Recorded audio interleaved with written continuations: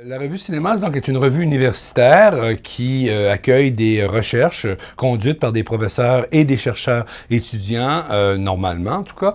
Peut être d'autres types de collaborateurs, mais normalement ce sont des enseignants et ou des chercheurs étudiants.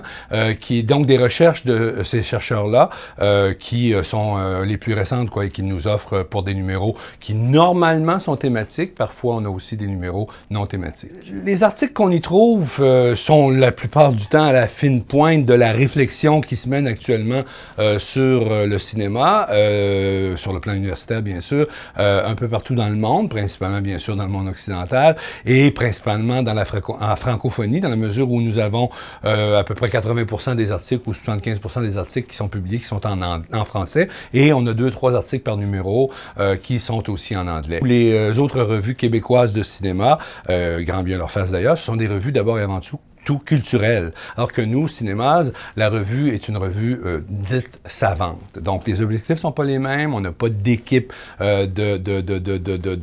d'auteurs. On a une équipe, bien sûr, pour produire la revue, mais il n'y a pas de rubrique qui revient comme dans une revue, etc. Ce sont des articles thématiques sur une thématique déterminée ou parfois sans thème, mais ce sont des articles qui proviennent d'un peu partout dans le monde et les gens ne se connaissent pas. C'est une agglomération, je dirais, d'articles divers.